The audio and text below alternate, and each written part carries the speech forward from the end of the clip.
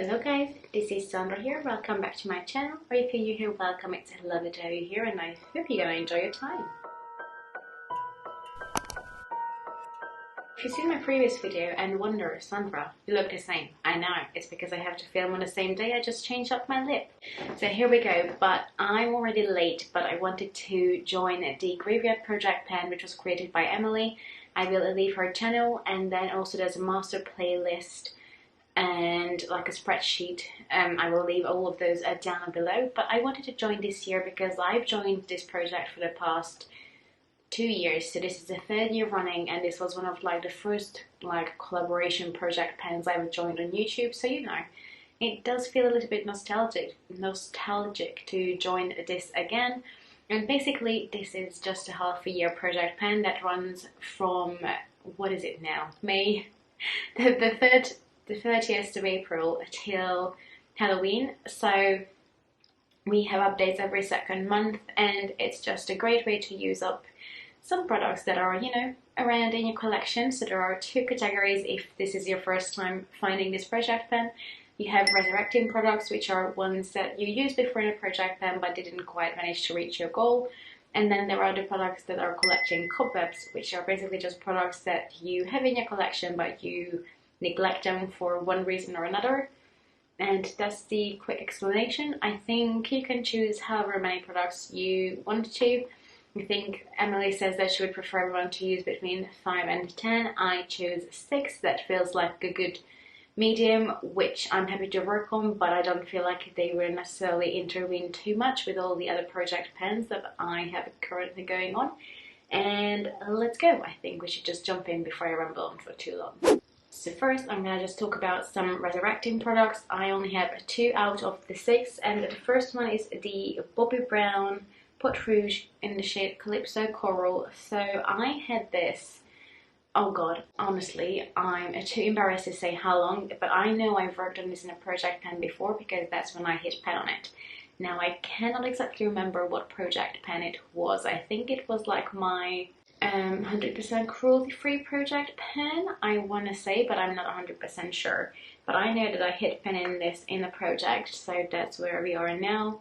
And even though I'm working on another blush at the moment, I feel like I can mix the 2 together if I want, or I can just use it by itself. I can use this on my lips, but also because it's a beautiful corally color, I feel like this will be like an amazing color to use going into the summer months. It will be just going really nice with the season. Although I'm looking out of the window, and in England right now it's pouring down with rain, or it just stopped. So it does not feel really summery. I'm wearing a jumper, but going into the summer I feel like this might be a good option to use. And I know that I'm not going to be able to use all of this up in 6 months, but if I can just maybe, let's put in a goal that I want to hit side pen. I feel like that's a good way to start, and then we can see where we go from there if I manage to do that. But I feel like that would be a good goal, and I just want to get more use out of this because, again, it's a lot older than I want to admit. So, you know, that's a good goal to have. Another product that was a weird pronunciation, but another product I know I've worked on before is my Essie nail polish in the shade Stylonomics. And I cannot remember for the life of me what project this was in, but I'm pretty sure I've worked on this before. So I marked it with a black pen. It's a bit hard to see, but I marked it down roughly about halfway down in the bottle. And I actually used this the other day, and I used this, and then I used this blue holographic kind of nail polish on top of it, and they were beautiful together. So even though we are moving into the summer months, I feel like I can still use this and still pull this off. It almost looks black on the nails, but it's a dark green color, and I really enjoy it. And then also, if I don't get enough use out of it now, then I feel like moving into the autumn time, you know, towards the end of this project is when I can possibly get even more use out of it in the last hurrah. So we'll see. Can I finish this whole thing knowing how long nail polish lasts? Probably not. But even if I just get, you know, half of this used, then I will be a really happy girl. And let's be honest, usually with nail polish, once you get to like the last stretch of it, you can't reach it anyway and it turns gloopy. So actually maybe I can finish it I will probably curse myself for this, but we'll see where we are in 2 months' time, I guess. Wish me luck. Now we move into the products that are just collecting cobwebs, and the first one I want to work on is the Kat Von D Tattoo Liner. And I know that this is not something that we can necessarily, like, you know, track together, but I had this for a really long time. I got it not this Christmas, but the Christmas before. So this is going up to be like a 1.5 years old, and I just keep forgetting that I have this. And this is a beautiful liner, so I just want to make sure that I use up every last bit of it before it actually runs out. So at the moment I think it's okay. But I can already see when I'm doing this on the back of my hand that it's not as pigmented as it used to be. So I think I'm going to keep it on my table like upside down to make sure that all the liquid goes to the tip of it. And yeah, I don't know how we can track this. I guess once it dries up, it dries up. But I just want to make sure I use it before it goes all bad. And I used it, but I haven't used it as much as I could, I feel like. So I used up like a travel size of this before. I know I really like it, and I got this as a present, so I know it's a product I love, and I just feel like, you know what, if I have it and I actually know I like it, I should use it. I just keep forgetting it because it's with all my other liners, and you know, it's a perfect product for the collecting cobwebs scenario, I feel like. Another one is a primer that I had for quite a long time, and I'm actually not working in any primers in any of my projects.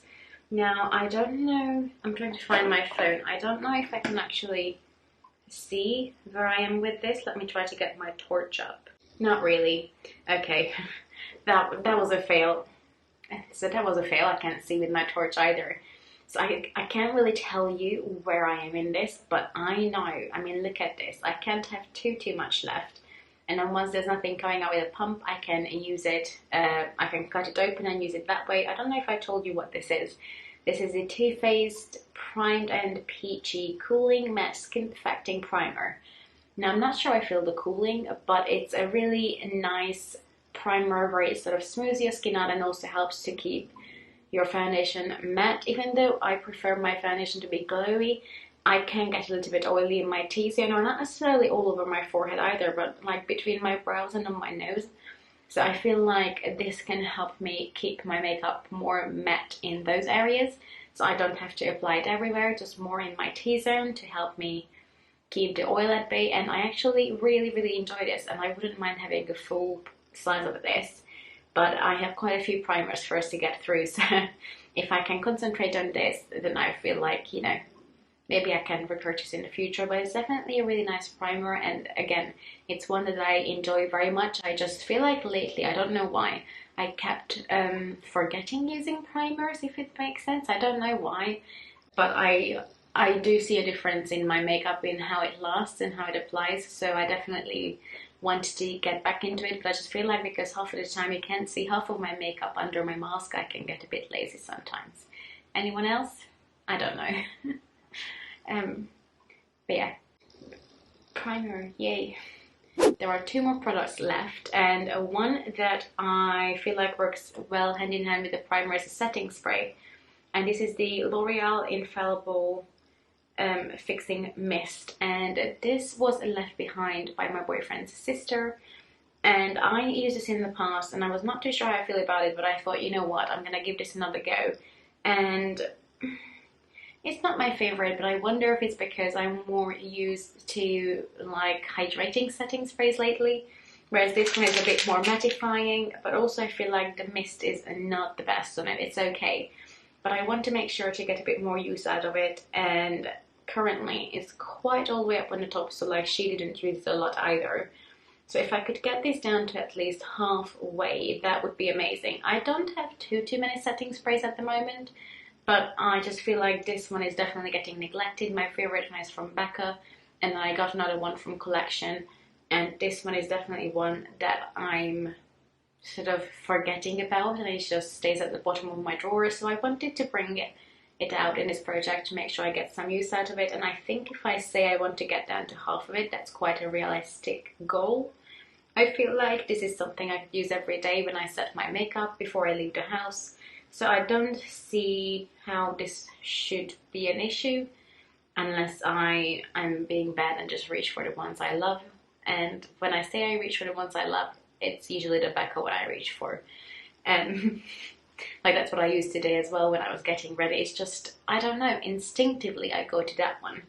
But I want to make sure that I get some good use out of this as well. So hopefully in 2 months' time we will see some decent progress. I marked it so far on the top where we are. We'll see where we get. And then the last product is a lip product, and this is the Benefit Coralista lip gloss. This is so old, but it still feels nice on the lips. I have it today on top of a lip liner to just give it a bit of a gloss.